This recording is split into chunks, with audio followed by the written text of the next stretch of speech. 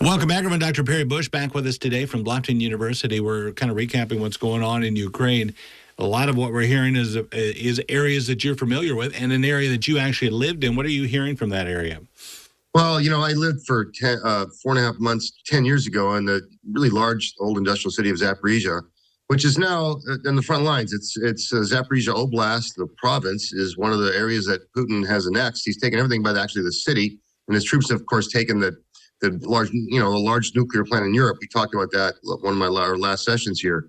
And so, civilians in Zaporizhia are being shelled. And I got to tell you, Jeff, Kyiv has been shelled and is being shelled repeatedly. We'll talk about that in a second. Kyiv had a huge, marvelous, incredible subway network. I mean, it felt like you were being injected deep in the earth. And of course, it was back to Cold War times, as these were going to be fallout shelters in case of nuclear war. The subways in Kyiv are deep, deep in the earth, but Zaporizhia has no subway system, and there are no bomb shelters there. And so people are just going to bed at night, not knowing whether or not they'll be there in the morning. What are they going to do? Where are they going to go? Out in the street? And is that any safer? No, it's really terrifying. And it's weird to think that a city I lived in, which was a peaceful old industrial city, is now being shelled by an army that's not so far away. It's funny to see headlines debating whether there should be war crimes charges brought against Putin. To me, that's a no-brainer. You're talking about kamikaze drones and some of the, you said there's almost Gestapo-type tactics on the streets. He's going after infrastructure to freeze them out over the winter. What are your thoughts on that idea? Well, there's a lot of evidence of Russian war crimes, and the rot begins at the top. The war is not going well for Vladimir Putin. I mean, clearly it's not, and Russian hardliners, the right wing, to whom he apparently is listening more closely, is demanding drastic change. So what he's done is accelerated the war against civilians. I mean, he's launched wave after wave after wave of missile attacks at civilian areas, as you said, clearly aimed at civilian domestic infrastructure, electrical plants, right, and water sewage treatment plants to freeze the starved Ukrainians into submission. And meanwhile, he's called for 300,000 more troops. And in fact, at least as many Russian men have fled the country over to Kazakhstan and elsewhere across the border to flee the draft. So as a result, what we're seeing is kind of a scene that we haven't seen, at least in kind of 18th century Europe, all right, or Hitler at the collapse of the Third Reich. Impressment gangs going in the streets, just rounding up men at gunpoint, forced in the military.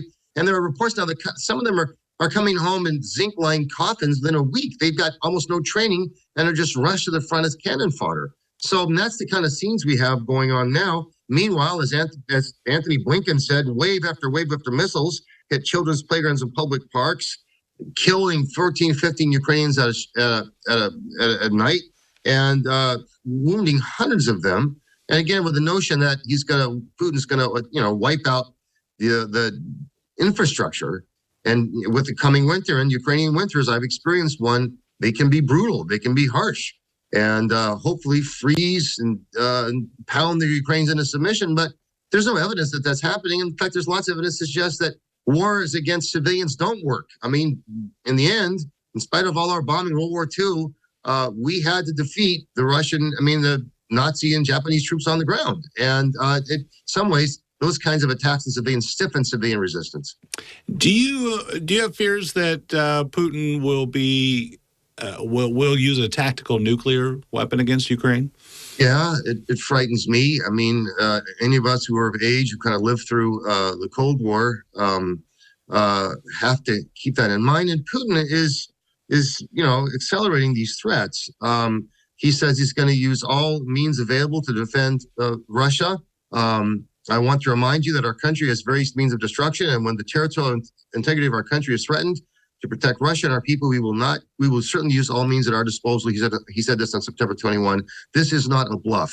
So, there's that veiled language, but everyone knows what he's talking about. And of course, what he's done now is he's illegally annexed these 4 regions, including the Zaporizhia Oblast, right, that no one in the world recognizes that as part of Russia. But now he's annexed them, and any Ukrainian attack to regain their lost territory, and they are, right, is now seen as an attack on Russia, giving him any kind of rationale he needs. So, yeah, the Biden administration is taking these threats very, very seriously, and it makes you profoundly nervous. A wounded, cornered Putin is even more dangerous than an openly aggressive Putin. And that's what's increasingly we're seeing. Putin is cornered, and he's losing this war. Yeah, and everyone feels for Ukraine right now. Dr. Yeah. Bush, thank you so much. We appreciate it. Thanks for having me, Jeff, once You bet. again. Nice chatting with you. We'll be back right after this.